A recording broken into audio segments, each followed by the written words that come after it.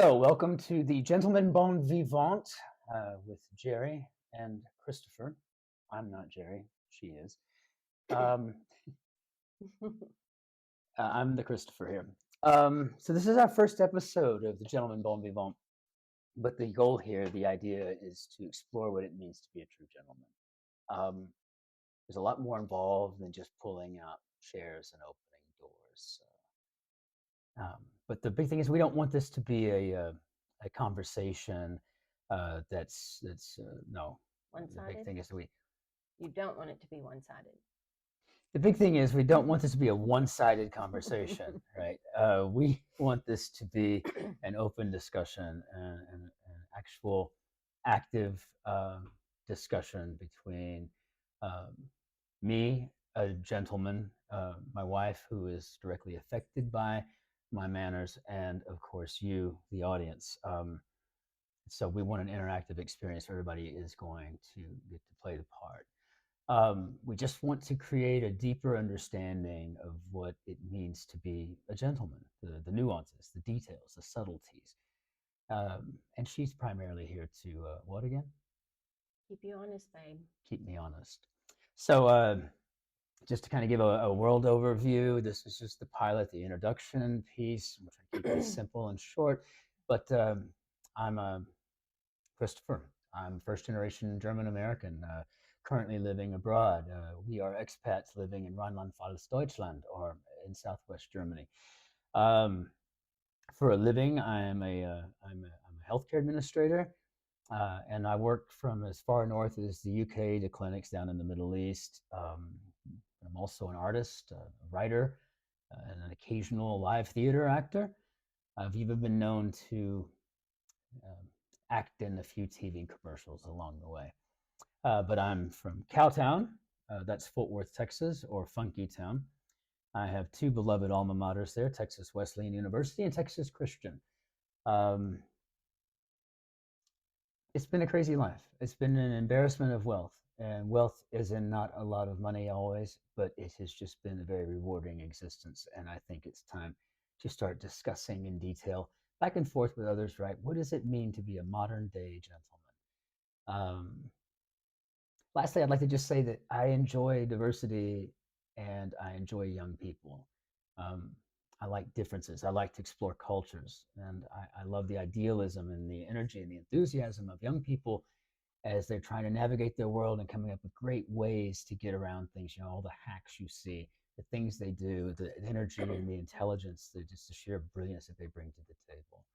Um, and of course, I also really do appreciate my elders. Their wisdom and experience gets us a long way.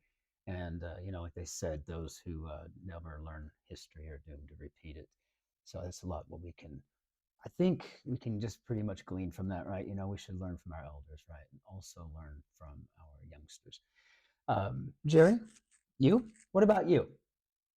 My name is Gerri. Born in Fort Worth. We've been married for well over half of our lives. We have children and grandchildren all back in Texas.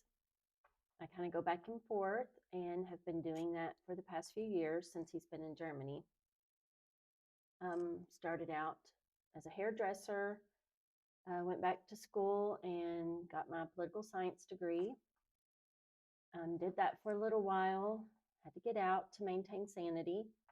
And then I went to nursing school when we were out at Fort Bliss in El Paso. So I've been a nurse ever since. I am not currently working because employers don't really like to hire people who want to go back and forth between Texas and Germany. And getting to see the grandkids is a priority. So between the family, the grandkids, and my husband, I just get to be very, very fortunate.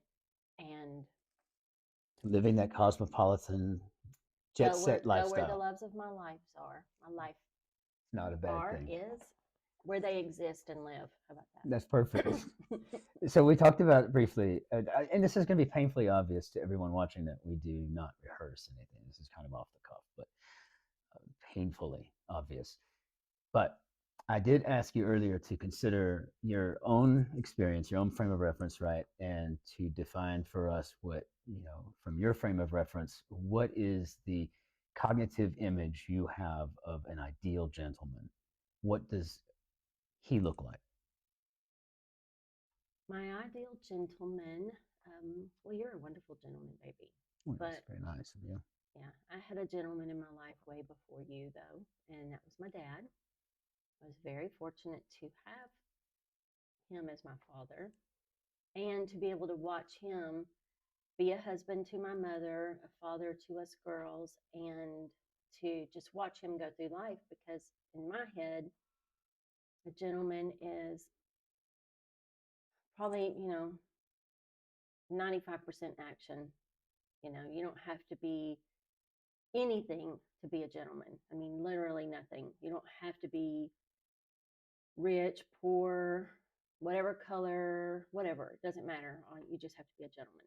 And observing my dad take care of my mom and take care of all of us, that was a big deal. More than opening doors and pulling out chairs, which he always did, or dropping his all of us ladies at the door when we were going to church and going to park in the car. But it was also how he would treat us, how he would treat others, and defend others who needed it, but also know when it was good to just not say anything. And I mean, it doesn't sound important, but it really is. Know when to speak and when not to speak.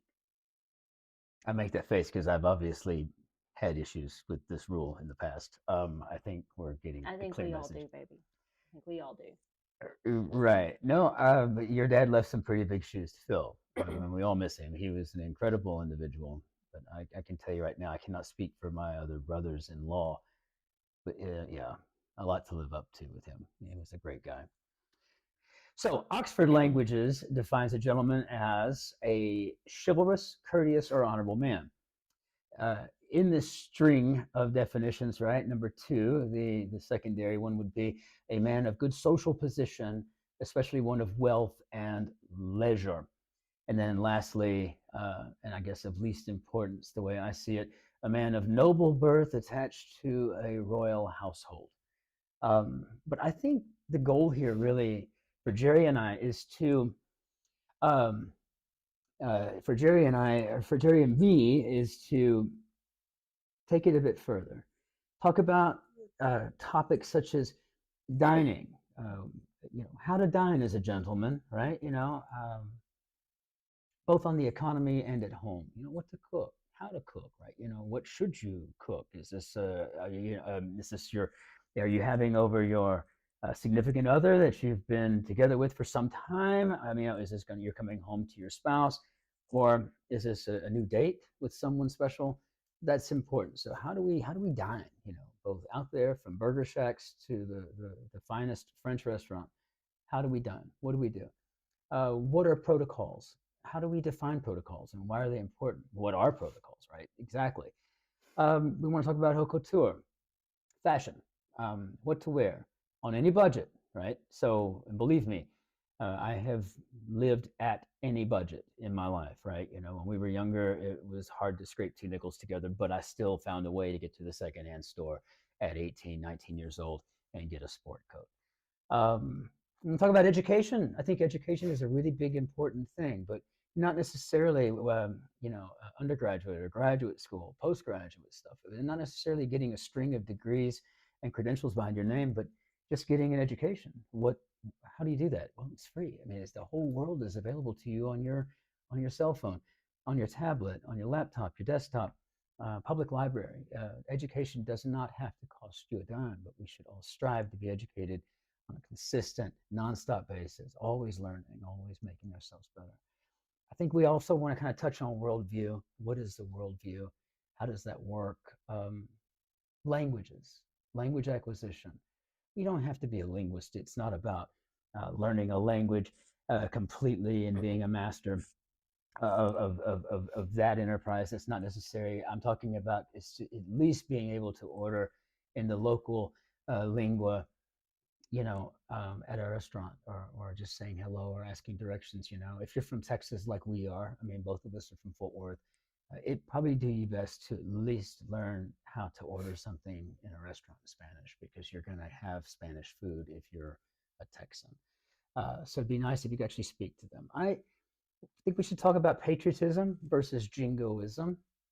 And we want to kind of get down to the metaphorical understanding of what it means to serve king and country, right? So this is just a few things, not in any specific order. I think it'd be great if we had this opportunity.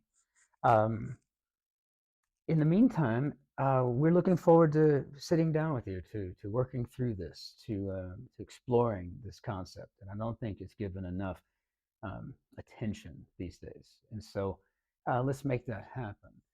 Baby, anything you want to say before we close out? Only that the back and forth is really going to have to come from your comments. So if you have thoughts or questions, just put it in the comments so that we can discuss it later. Absolutely. And remember, there were many times. Now, this is the beginning of a personal motto that we lifted off of the Earl of Surrey in season 4 of the Tudors years ago, but we liked it. It was something along the lines of, there were many times, and when I say many, I mean many, many, many times in my life where I had no money, but We were never poor. never poor. Broke is all get out on occasion, but never poor. Never poor. Until we see you again, cheers and signing off. Chin chin.